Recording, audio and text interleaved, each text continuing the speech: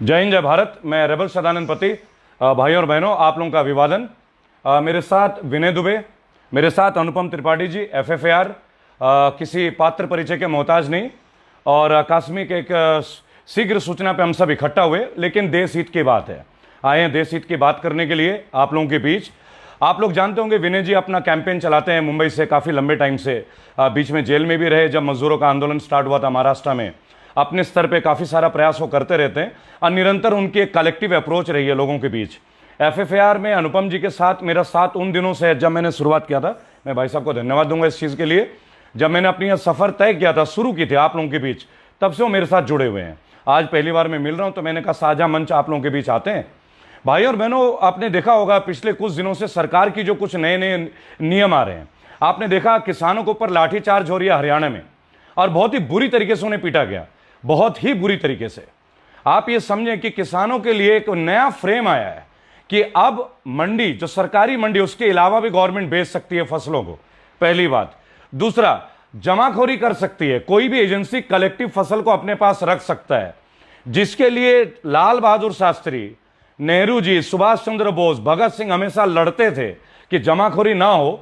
वो ये सरकार जो कहती कि मैं किसान हितैषी सरकार हूं, उन्होंने उसके ऊपर बीतती है, तब उसे उस बिल का हवाला दे दिया जाता है कि आपको तो इसकी जानकारी नहीं है। ये ठीक वैसे ही है जैसे कोई इंश्योरेंस पॉलिसी में आप फॉर्म साइन कर देते हैं और जब आप क्लेम लेने जाते हो तब पता चलता है कि भाई साहब आपने पढ़ा नहीं थे, तो आपकी गलती है।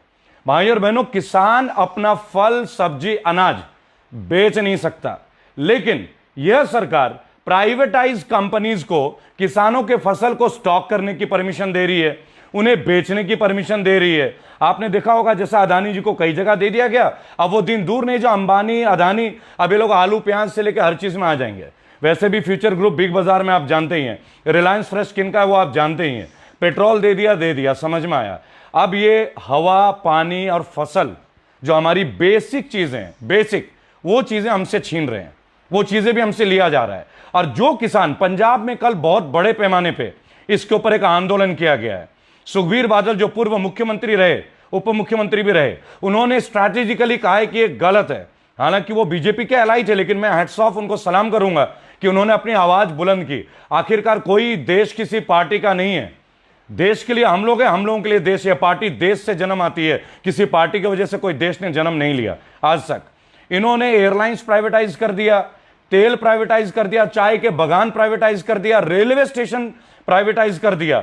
बहुत जल्दी आप जो पानी पी रहे हैं अब वो प्राइवेटाइज होने वाला है। मैं आपको बता दूं, ये सीढ़ी चल रही है धीरे धीरे। कोरोना के नाम पे ID 2020 एक वैक्सीन, उसको भी ये प्राइवेटाइज करने वाले हैं। आप देखिए मतलब क्या स्तर चल रहा है। और देखिए जो यूथ टीम है मेरे साथ, देश के जो करोड़ों लोग हैं, सभी युवा हैं यहाँ पे, और मुझे लगता है युवा बहुत जल्दी बेरोजगारी नहीं, बुजुर्ग भी हो जाएगा। क्योंकि डिग्री लिए जब 5 साल हो जाते हैं तो 5 साल बाद अगर उसे नौकरी ना मिले तो कहीं ना कहीं उसे कुछ ना कुछ करना है। अगर उसे सही जगह नहीं मिली, वो क्राइम के रास्ते आता है, फिर आप उन्हें बंद करते हो, उन्हें बड़ा क्रिमिनल करते हो, उनका इनकाउंटर करते हो। गवर्नमेंट की ऐसी ऐसी पॉलिसी आई, अभी संविदा आई है एक नया रूल कि आप 50 साल के बाद सरकारी मुलाजिमों को हटा दोगे, पुलिस के लिए भी। तो जो भी पुलिस वाले आज जनता पे डंडा बरसा रहे हैं, कृपया डंडा बरसाने बंद कर दीजिए। आपके ऊपर नेताओं का डंडा आने वाला है। जो लड़ाई मैं, विनय जी या त्रिपाठी जी आज लड़ रहे हैं, वो लड़ाई अब आपकी भी लड़ाई बनेगी। आप देखिए, सेंट्रल पैरामिलिट्री फोर्सेस के पेंशन बंद कर दिया गया। नाम बता रहा हूं, CISF, BSF, border security force जिसको BSF बोलते हैं, ITBP, CRPF, ये जितने हैं, इंडो टिबेटियन बॉर्डर पुलिस, सबका पेंशन बंद है।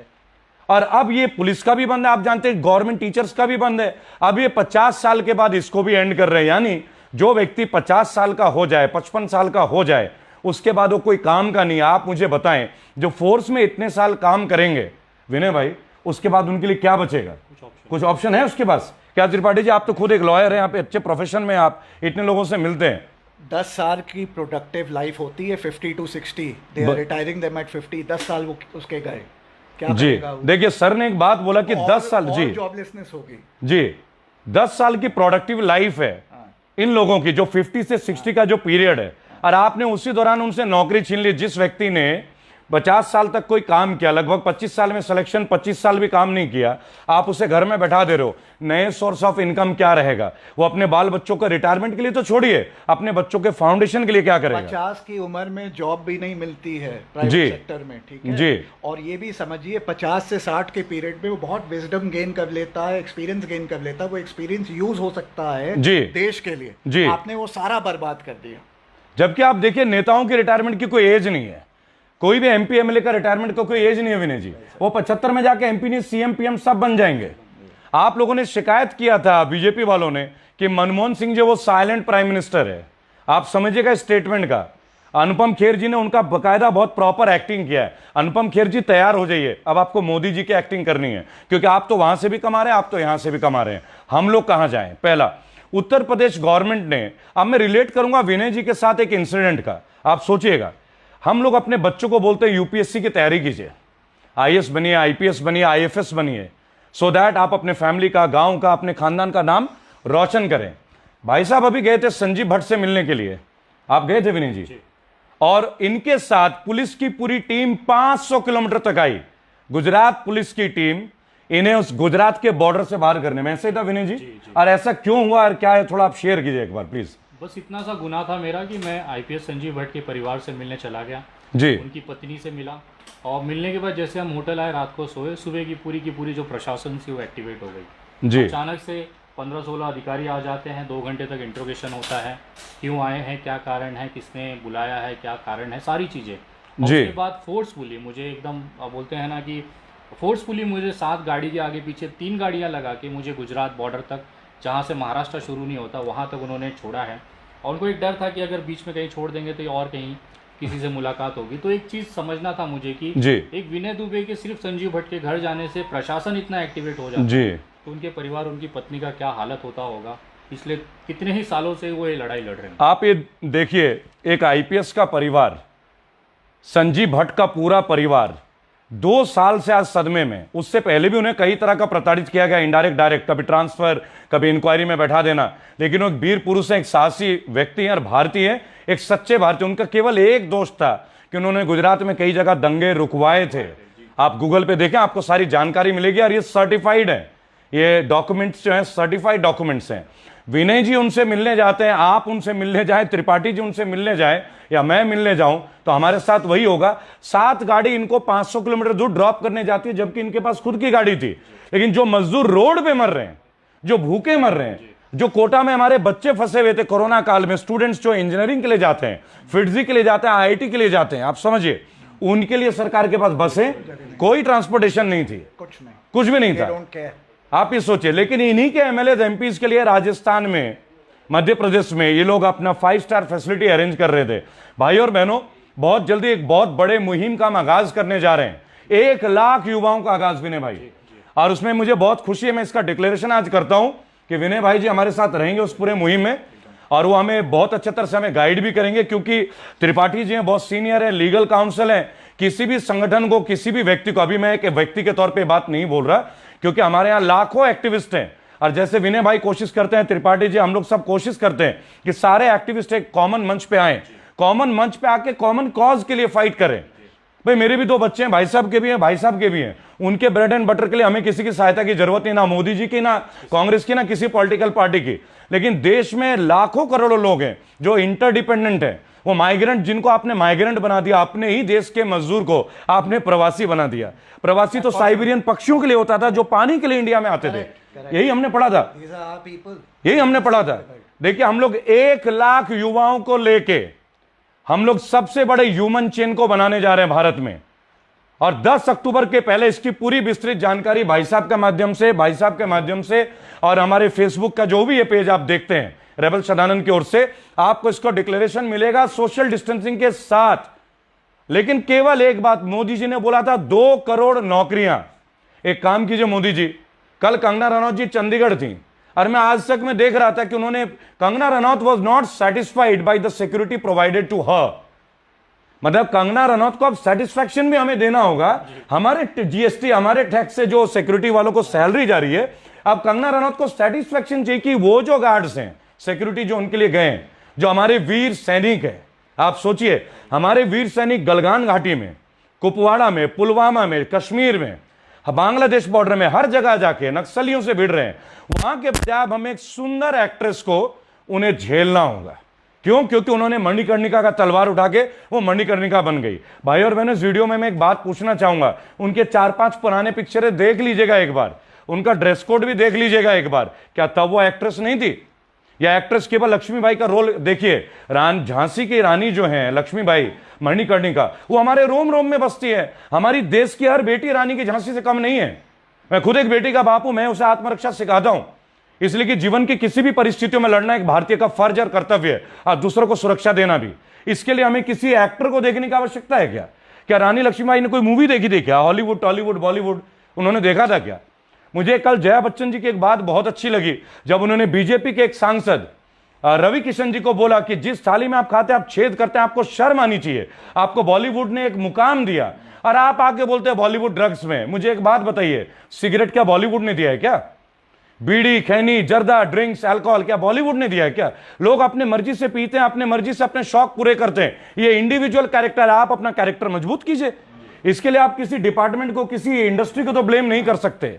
लेकिन आजकल सारे मीडिया इन्हीं चीजों को दिखाएंगे कि एक व्यक्ति हमारे एक बंद आईपीएस के घर जाता है और उससे 7 गाड़ियां 500 किलोमीटर ड्राइव करके छोड़ने आता है बॉर्डर तक, वो नेशनल मीडिया को नजर नहीं आता। हम जैसे एक्टिविस्ट सड़क पे मार दिए जाएं तो भी कोई नेशनल मीडिया नहीं आएगा। Thanks to all the YouTube channel, Youngistan, Pal Pal news वाले, जितने भी, भारत, भारत 9, जितने देखिए सबका नाम मैं नहीं जानता, बहुजन टीवी, लोकतंत्र, जितने भी चैनल हैं, मैं आप लोग को सैल्यूट करता हूं। मेरे भाई, मेरी बहनें, आप लोग जो काम कर रहे हैं, यूनिक काम कर रहे हैं, एटलीस्ट आप लोग हम एक्टिविस्ट की आवाज को जन जन तक पहुंचाने का बहुत बड़ा काम कर रहे हैं। मैं धन्यवाद दूंगा इस चीज के लिए। आज विनय दुबे भी जिस युद्ध को लड़ रहे हैं, आज हम सब एक कॉमन कॉज के लिए लड़ रहे हैं। जो प्लेटफॉर्म आज त्रिपाठी जी FFAR अपने चैनल के माध्यम से लोगों को जोड़ रहे हैं, वो केवल एक चीज के लिए। ये देश को 5 मुद्दे चाहिए, मैं आपको बता दूं। रोजगार नंबर 1, क्राइम फ्री होना नंबर 2। अगर आपने पेंशन बंद किया गवर्नमेंट एम्प्लॉइज का, MLA MP का भी पेंशन बंद कीजिए। अगर इनकम टैक्स हम दे रहे हैं तो गवर्नमेंट के जितने सिलेक्टेड पॉलिटिशियन है वो भी इनकम टैक्स पे करे। वो फ्री का क्यों खाए? वो कैंटीन में खाए 24 रुपए का चिकन और हम खरीदते हैं 450 रुपए का एक प्लेट। ये वेरिएशन नहीं चलेगा। वो रेट गरीबों के लिए, यानी पार्लियामेंट में जो जाता है वो गरीब है, और जो गरीब सड़क पे मर रहा है मजदूर, वो गरीब नहीं है। तो आपका जो पैमाना है गरीबी का, आपको चेंज करना पड़ेगा। आप चेंज कर लें, नहीं तो हम चेंज करेंगे। 1 लाख यूथ के साथ फिर से, जैसे यंग बंगाल मूवमेंट हुआ था, जैसे फिर से 1857 का गदर हुआ था। मैं आपको एक बात बताऊंगा, हमने अंग्रेजों के खिलाफ गदर किया था, लेकिन इन्हीं जैसे पार्टी के लोगों ने वो गदर हिंदू और मुसलमान का बना दिया। एक्चुअल गदर तो हम अंग्रेजों से लड़े थे। लेकिन वही बात है, हिस्ट्री आज हम वो पढ़ते हैं जो हमें लिख के दिया गया, वास्तविक हिस्ट्री तो कोई पूछता ही नहीं। और मैं इस वीडियो के माध्यम से, जहां त्रिपाठी जी और विनय जी भी हमारे साथ बिल्कुल एकजुट होंगे, मैं एक बात पूछना चाहता हूं। मोदी जी ने बहुत सारे देशभक्तों की बात की थी, भाई ठीक है, महात्मा गांधी जी बहुत करीब थे कांग्रेस पार्टी के, नेहरू जी के बहुत करीब थे, पर वो देश के राष्ट्रपिता भी हैं। मैं एक बात पूछना चाहूंगा, अगर मोदी जी अन्य राष्ट्रभक्तों के लिए बहुत समर्पित थे, तो आज भी हम करेंसी में केवल गांधी जी की तस्वीर क्यों देखते हैं? हम भगत सिंह की क्यों नहीं देखते? हम अशफाकुल्ला खान की क्यों नहीं देखते? हम मौलाना अबुल कलाम आजाद की फोटो क्यों नहीं देखते? हम नेताजी सुभाष चंद्र बोस की फोटो क्यों नहीं देखते? क्या इनको ये चीजें दिखती नहीं है? क्या इन लोगों ने अपनी कुर्बानियां नहीं दी है कि 10 का नोट, 20 का नोट, 50 का नोट, 500 का नोट, 2000 का नोट, कई नोट है, कई सिक्के हैं। अमेरिका में ऐसे ही होता है। अमेरिका में ऐसे ही होता है। अमेरिका में ऐसे ही होता है। यहाँ भी हो सकता है। सीरीज आती है, वॉशिंगटन से लेके, रोडोल्फ से लेके, JF कैनेडी सबके हैं। लेकिन हमारे देश में जिन लोगों ने 23 साल की उम्र में फांसी चढ़ी, वो दिन दूर नहीं भाई और बहनों। जब मैं आपको एक बात बताऊं, जब पॉलिटिकल एजेंडे में हमारा विनय जी और इनके जैसे लोगों का भी एक्सीडेंट ना हो जाए, विनय भाई जी इस बात से हम आशंका मुक्त नहीं है, ये रूल आउट नहीं कर सकते। क्योंकि आज देखिए, हमारे घर तक नेशनल टीवी आ जाती है, फिर एक फोन उन पे आता है और वो टीवी चैनल गाड़ी लेके वापस चले जाते हैं। एक कुत्ता 3रे मंजिल से कूदता है, वो वायरल वीडियो होता है। लेकिन जो संजीव भट्ट से मिलने जाता है, केवल इसलिए कि सच्चाई की लड़ाई है, एक अधिकारी जो पीड़ित है। भाई और बहनों, इस वीडियो के माध्यम से एक ही बात बोलूंगा, फ्री संजीव भट्ट कैंपेन में आप लोग सब विनय जी को, हमारे पूरे टीम को सहयोग कीजिए। त्रिपाठी जी ने अपने मन से जो भी किया, सबको एकजुट किया। देखिए, मुंबई से पुणे, दिल्ली, ये लोग किस तरीके से आ रहे हैं, क्यों आ रहे हैं, आप इस बात को समझिए। जय हिंद, जय भारत।